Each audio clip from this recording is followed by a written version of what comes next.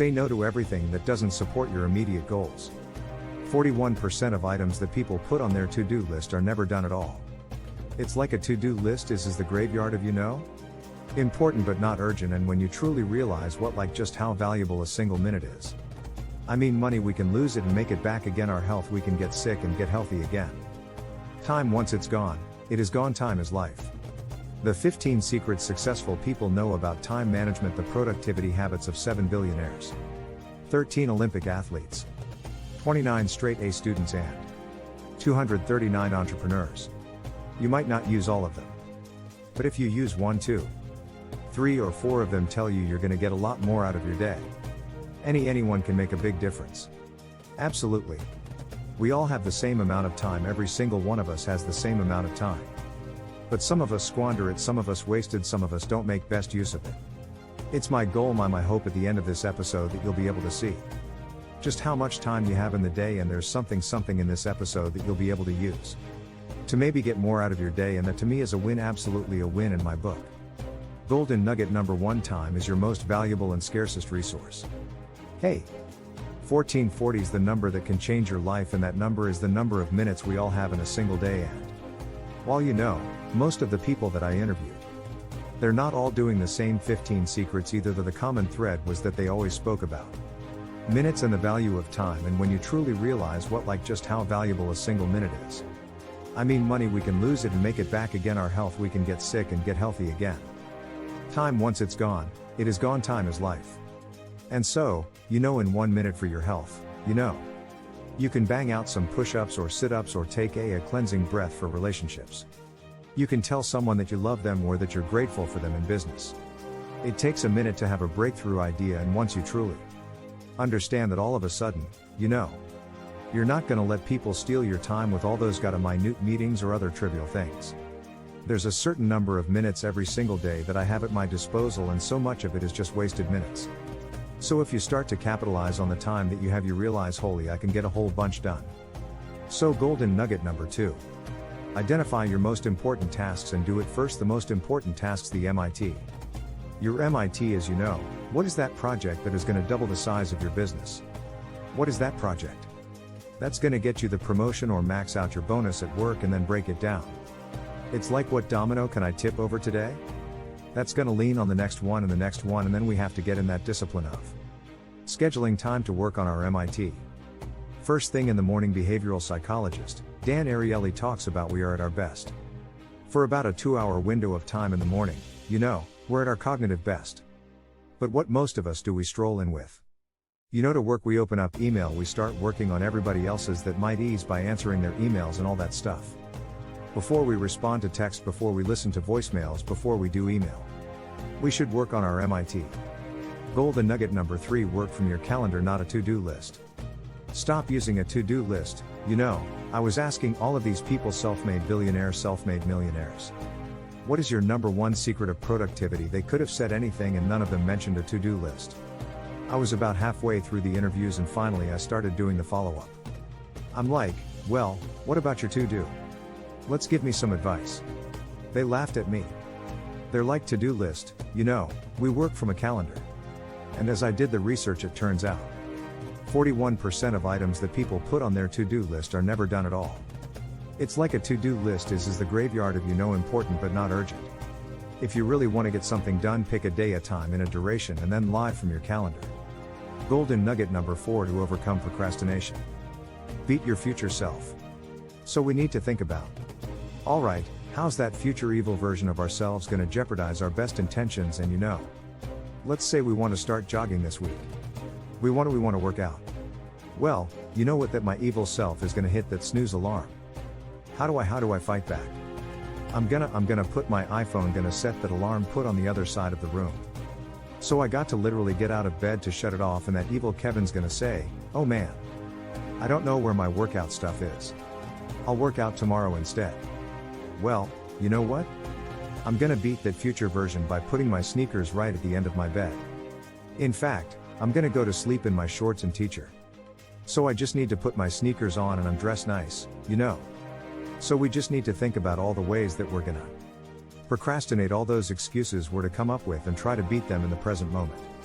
Golden nugget number 5: there will always be more to do. Back when I was young, a young and dumb entrepreneur, I was the guy who was just 8 hours a day wasn't enough. So I'd work 16 or 25 days a week was enough. I'd work 7 though. Girlfriend or eventually the wife would be like, "Hey, at 6 o'clock dinner's cold, when he coming home, leaving the office in 5 minutes." Then it's an hour later. I'm still in the office, and one of the things that I learned from interviewing all these people is they have this sense in their bones. Like there will always be more to do. Andy Grove wrote. He was the founder and CEO of Intel, and he said, "My day ends when I'm tired and ready to go home, not when I'm done, because I'm never done. A manager's work is never done. There's always more to be done, more that should be done, always more than can be done. Maybe we've decided that we're going to work a 10-hour day or a 12-hour day or a 6-hour day. Whatever you decide, be intentional about it, and then realize you've allocated other minutes for your health, which is gym time. You've allocated other minutes for your relationship, including date night or what time with your kids." Golden link number 6: always carry a notebook. Everybody I spoke to talked about carrying a notebook. Richard Branson has written about it over and over again. He says the single most important possession is his little notebook. That's how he built, the Virgin brand. There's all these people that I interviewed that just swear by this power of jotting down little notes, whether it's journaling or notes from meetings or words of wisdom from the books they read, but it just really changes their life. Yeah. And one of the things that David Allen always says that our minds are best used for processing different ideas, not to hold on to information. You'd be surprised when you start carrying around a notebook with you, just how much information comes into your mind that you want to capture. Now when you start capturing that information, you realize, holy crap, I've been holding on to so many good pieces of information, and it's just been gone.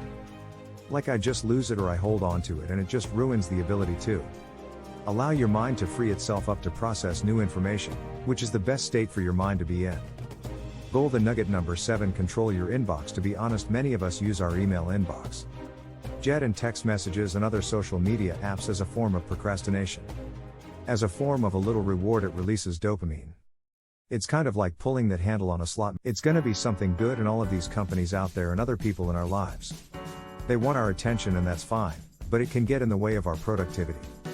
So the bottom line is, shut off the notifications on your phone on everything. It's okay to go to email or messages and all of that, but do it when you want to do it, not because someone else is calling you, kind of like Pavlov's dog, ringing a bell and I'm reaching for my phone. I process email like anything else 3 times a day: morning, noon, and night. Now again, the number's not so important, Ryan. I mean, I know people who only process it once a week or once a day, and others people tell me, "Hey, I'm a stockbroker." Whatever. I need to get back to people all the time. Funny, process that every 30 minutes or 15 minutes. The idea is to be intentional about it. Shut off the notifications. So if you're out there and you haven't shut off your email notifications when you're waiting for, I've done that a long time ago. I shut it off because it's just distraction. Golden nugget number 8: schedule and attend meetings as a last resort. Now we can't all be like Mark Cuban and just say no to our boss and other people of meetings. We can say no much more often. We can say no to a lot of means. We could say no to meetings before noon. Like, let's keep our deep work in the morning, then our collaborative work in the afternoon.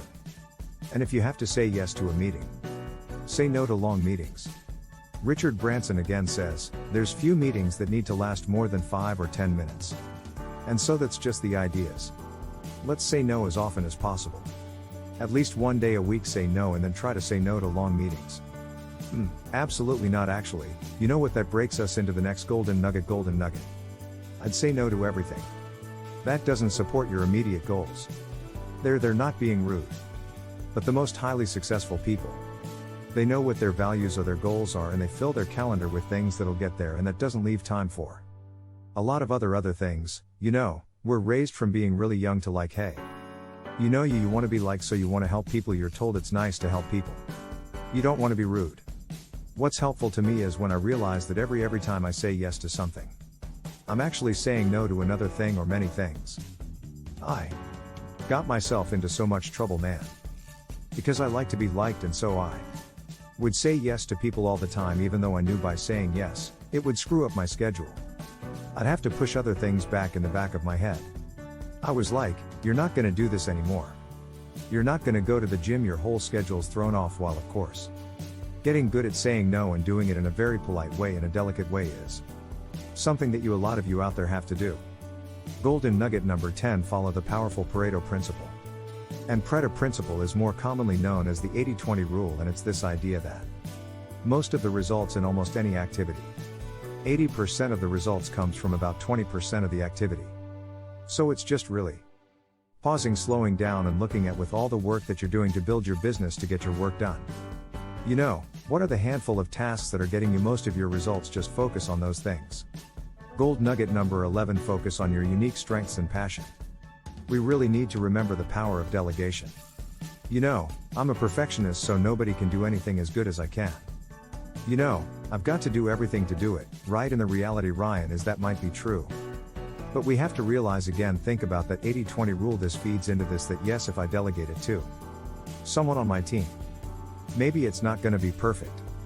But if it's 80% to perfect, I need to be okay with that and let it go, because now that just freed up all of my time. Golden nugget number 12: batch your work with recurring themes. So this one, you're reading the book Innovative Entrepreneurs. They really assign different themes to their office states that employees can really concentrate on one specific type of work. Well-known sort of a consultant to consultants, Dan Sullivan. He talks about entrepreneurs should have focus days, buffer days, and 3 days in the focus days. Those are your game days. Those are the days where you are doing your most important activities. Usually it's sales or revenue related, but whatever your strengths are, a buffer day, that's the day to catch up on phone calls and emails and sign paperwork and all the other administrative stuff we have to do. And then free days are the days where you do not work, and what you're doing is you're resting and recharging, which all the Olympic athletes really talk to me about that. Golden nugget number 13: if you can do a task in less than 5 minutes, do it immediately. So this really comes down to the touch it once principle. I'm an extreme on this one. I walk to get the mail out of the mailbox every day. Well, most people, you come inside and there's the two piles: there's the junk pile and then the bills, and then later we go through the junk again, and then we go through the bills again. On my walk back up to the garage, I am sorting that junk and I'm dropping it right in the recycle bin before I even get into my house. Those bills, they go into the bill pile, which again I process on Friday afternoons. I don't even open the envelopes until I'm ready to do them. I don't care about what my electric bill or cable bill is. I'm just gonna leave it sit there until I'm ready to process it. So, email, you open an email when you're ready to process it in that moment. Just learn to touch everything once. Golden nugget number 14: routinely use early mornings to strengthen your mind, your body, and your spirit. Because I'm asking people, give me your number 1 productivity tips. So I'm expecting to hear about task lists and Rylanders and priorities. So many people said my number 1 productivity tip is what I do in the first hour of my day. And they're not talking about getting work done. They're talking about their mind and body. Most of the people that I interviewed, these high performers, they weren't waking up feeling stressed, rushing to the office and diving in emails. That first hour, that first 30 minutes, they were investing in themselves for the long game. Last but certainly not least, golden nugget number 15. Productivity is about energy and focus, not time. We all have the same 1,440 minutes a day. We can't get more of that. It's not about managing the time. So the idea is, first of all, take care of our bodies like cardio, lots of water, get good deep sleep. In addition to that, the most productive people, they actually take more breaks. So we're designed to kind of like sprint and rest, and so again, to each of their own. A lot of people like this Pomodoro technique. You just sprint for 25 minutes, then pop up and walk around, get some air, get some water. The idea is to spend more time on single tasking, all out focused attention. These working jam sessions, then a little break, and then get back to it. Go to cutthecrappodcast.com. Also, don't forget to connect with me on LinkedIn, Facebook, Twitter, Instagram, all that stuff. You see what I'm doing and see what I'm up to throughout the week.